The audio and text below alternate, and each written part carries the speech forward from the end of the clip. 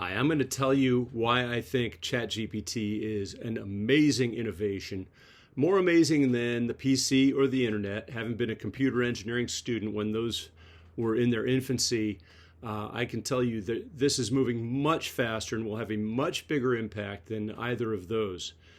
I want to show you that it's easy to use and is unbelievably powerful already as it evolves. And students will be able to use it productively in ways that I'll try to outline. And as teachers, I'll show you how it can make your job so much easier. Okay, first of all, ChatGPT is just a general term I'm using here. It's really a large language model, and there are a bunch of them out there, but ChatGPT is the one that's the most popular.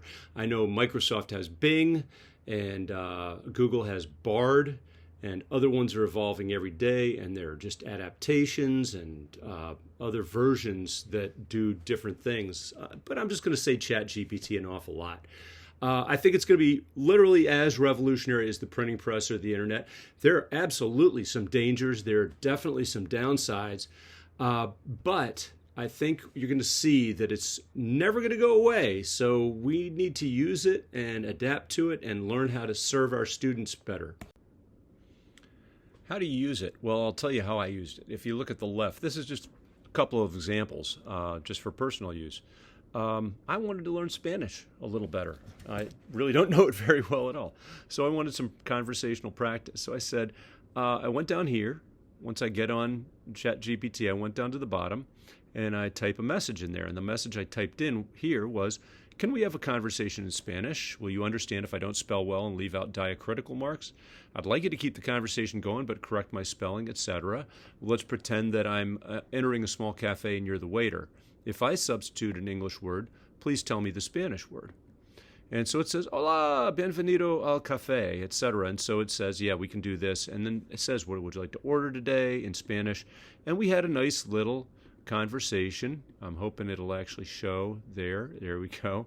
That as we get along here, it responds. And then when I ask questions, it responds to that. And we just had a nice conversation with that.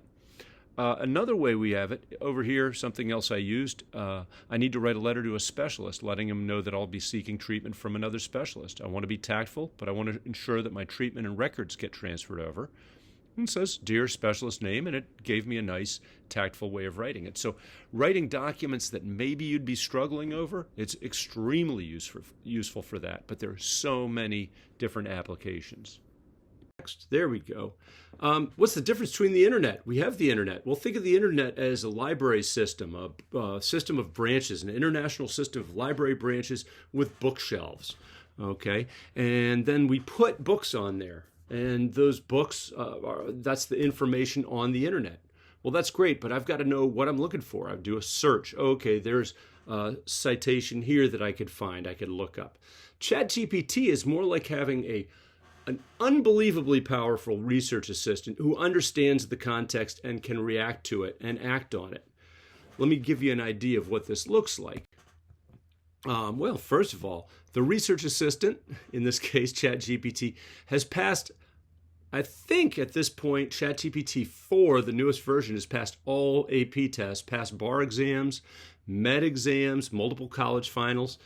There was a mental health chat line that they used ChatGPT on for 10,000 requests, and it was a human submitting it to ChatGPT, making sure before they submitted it back to the person that it looked okay, and it was rated much higher than the human alone. It can write computer programs and it can interact with you. That's really important. Let's see what that looks like in practice. If you just say internet search, give me a definition of a metaphor. Okay, it spits out some definitions, gives you some links. Here's if we ask ChatGPT, but why would we just ask, give me the definition of a metaphor? Because that's like insulting to that personal assistant. Let's ask ChatGPT, define metaphor, show 3 examples from Hamlet, and create a metaphor for stubbing your toe. And write it in the style of Robert Burns. And they do that. Okay, so ChatGPT said definition, gives 3 examples from Hamlet, and it gave a metaphor. Well, I read Robert Burns. That doesn't look good. So come on, GPT, You, our Scottish poet Robert Burns, rewrite that poem in your voice, and this is what it came up with. I'm not a Robert Burns scholar, but it sure looks good to me. Looks a lot better. So if you see something that you're just not happy with, you ask it for further clarification. You make more specifications. You interact with it in a pretty creative way to get what you want. You direct it. The prompts are very important, and they're difficult to write well for some applications. For most of the things we would ever really want to do, it's not that bad, but there are actual things called prompt engineers who are being hired now. Okay, this presentation used ChatGPT. I said act as a high school administrator, produce text for a PowerPoint presentation explaining to fearful teachers how ChatGPT can be useful, and it gave me an outline pretty quickly. And if I can find it, oh, it doesn't seem to be playing. There we go. And there we go. And so did a really nice job of starting out giving me reasons that ChatGPT could be useful. But of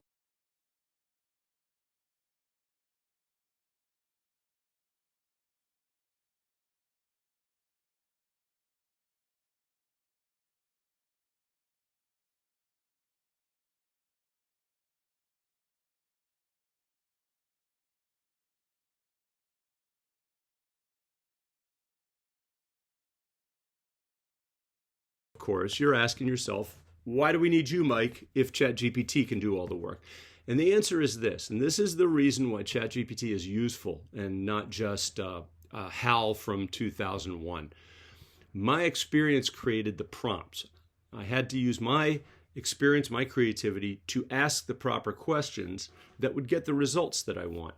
And then I interacted with ChatGPT to refine the product. The initial product, I said, I don't really think of it that way. What if we do this?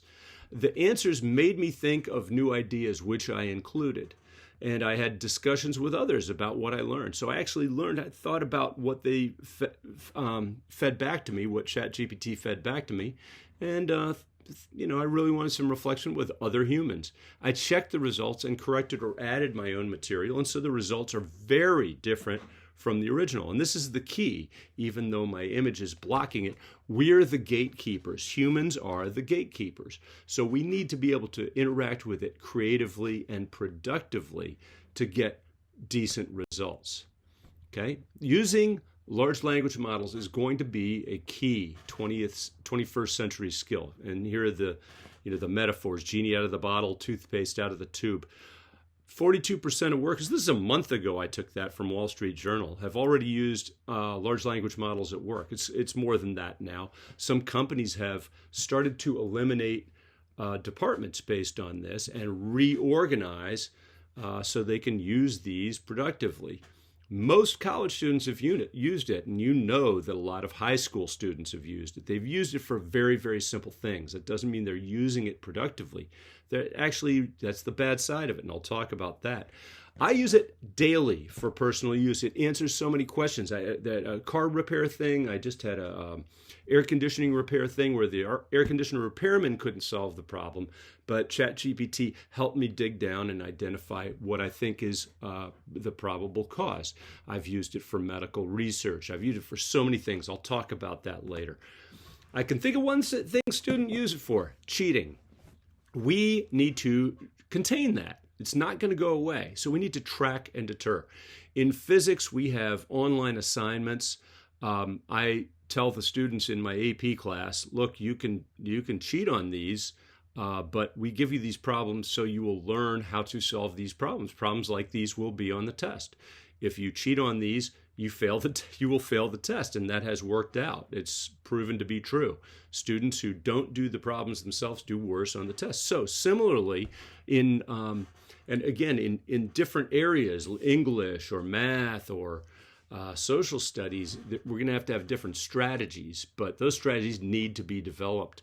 One thing is assign fewer points to cheatable assignments. Another thing is incorporate in-class activities related to the assignments. And yet another one, quiz students on their submitted work and use online services akin to plagiarism checkers. to help them produce. It helps them produce materials clearly. They can produce essays that they didn't write, but it can also produce practice problems. It can help them do research. It can translate instantly. Any language you want, it can translate, and it can get instant review and feedback. Think of the times that students have used me, a physics teacher. I think I'm fairly literate, but to proofread their senior projects or the English essays. Well, now you can have an interactive, feedback-oriented interaction with ChatGPT. And again, if you try it, I think you'll be impressed with how well it does. Creation. Come up with ideas for a paper, for a science project. Develop intelligent prompts. That requires, believe it or not, a lot of creativity. Improving responses, interacting with it to improve responses, coming up with idea generation. Generating ideas. Okay, so a passive student might make a science fair project. So they go, okay, ChatGPT, make a science fair project for me, create some data for me, and write a conclusion for me. And they can't answer questions about their own experiment. They didn't learn anything from that. Okay, as a science teacher, I'm going to have to figure out how to track whether they're doing that. Okay, so I'm going to have to interact with them a fair amount. An active student, they might say, hey, I like light. What about 4 ideas for a science project about light? For that third idea, what are 5 experiments I can do? And then they pick one of those, do the experiment, document that with photos so I can tell they're doing it. And then they go, this result, and this actually happened. Somebody did a science fair project and they ended it with this result that they didn't understand and couldn't explain. It would have probably taken them, days to research that pre-ChatGPT to figure out why this result came out. ChatGPT answered it immediately and gave them a better insight into the experiment they were doing. So then they could redo the experiment or write it up in a discussion. And that student who is engaged and involved in interacting is able to answer questions about the experiment. For an essay or a paper in English, passive student, write this paper for me. Active student, give me a theme for a paper about this topic. Then that student takes personal input, thinks about how that affects them, how they think about that, and then says, okay, here's some personal input. Help me develop an outline using your theme and this personal input. Then the student can refine the outline, write the paper. They're developing skills, and they're actually maybe getting more buy-in to this paper than they would have if they had just written it without the use of ChatGPT. And then please proofread this paper and identify positive and negative feedback. Okay, so English teachers, I can't tell you how you're going to contain, how you're going to branch and block the abuses of ChatGPT, but there are a whole lot of ways that ChatGPT can be used to get higher order thinking going. The future of work. This is not the best segue, but it's almost immediately more effective than entry-level workers in the knowledge industry already, because there's an awful lot of stuff that is done essentially mechanically, that is done repetitively. ChatGPT eliminates a lot of that. I'm going to show you what it does for teachers. Being able to effectively interact with large language models and AI is going to be critical to future jobs. And the upper middle income jobs have been projected to be greatly affected. Doesn't mean eliminated. It means that people in those jobs will absolutely be working with large language models and interacting, and they're going to need to know how to deal with that, how to make themselves useful in that context. The alternative, actual physical jobs, will be rock solid. Trades, no problem. This is going to be one of those things. Robotics really disproportionately affected the lower income, the more blue-collar jobs. This is going to affect the white-collar jobs. So how it makes teachers' jobs easier. Create a lesson plan for a 9th grade bio unit on genetics. Create 5 stations. Make a presentation outlining the key points of the Teapot Dome scandal. I would say for any of these, you could also say, like those 5 stations, have them exploit the higher levels of Bloom's taxonomy, and it will actually produce materials that do that. create a 10-problem quiz, make a table with 3 columns, give me 4 ideas for hands-on activities about this, translate this into Mongolian, create a vocabulary list, rewrite this to be understood at this level of English proficiency. All these things can and should be modified. How it can make our teaching better. It really makes it easier to differentiate and to explore the higher levels of Bloom's taxonomy, analysis, evaluation, and creation. That is up to us to figure out how we, I would say, encourage the students to take advantage of that. But we need to make sure it's the students' work. For in-class projects, it's an incredible tool. How have I used it? I've created text for this PowerPoint. I've at least used it as a jumping off point. Draft a response to this email. Sadly, I did use that in a response to a colleague, but I checked it before I sent it off. It was as good as anything I could write. Took a recommendation for a scholarship. I had written the recommendation for a student already, but it needed to be under 1,000 characters. So I had ChatGPT winnow it down, and it looked like it kept exactly what I would have wanted to keep, but save me, I don't know how much time. I've had it make tables of information, give me ideas for labs, but also all the images in the presentation, they're not ChatGPT, but they are AI image generators. I reviewed a Costco user agreement to make sure I wasn't agreeing to anything stupid. I thought it gave great advice. Made a table of suggested activities for our spring break travel. Wrote a macro. Most of you don't care about coding, but it really saved me a lot of time combining Excel worksheets. It's outstanding at coding debugging. I'm right now writing an iPhone app. Never have done it, have no idea how to do it, but I'm going to use ChatGPT to guide me through it. Or actually to do most of the coding. Summarize medical literature on rare disease, create a case-based job interview for law clerks, summarize YouTube videos. There are these little add-ons that you can get. And for YouTube, there's one that uses AI to create a summary for every video based on the transcript. I've also downloaded the transcripts and sent them to submitted them to ChatGPT and asked questions and had them process it. And that was just in the first month I used it. It's getting more powerful, and I'm getting better at using it as time goes on. I hope this has demonstrated to you its usefulness, its ease, its power, and I hope it's also made you understand that students are going to need to understand how to use this productively, and it's probably our duty to help them do that before they go out and compete with students from other places where maybe they're better at interacting with this technology.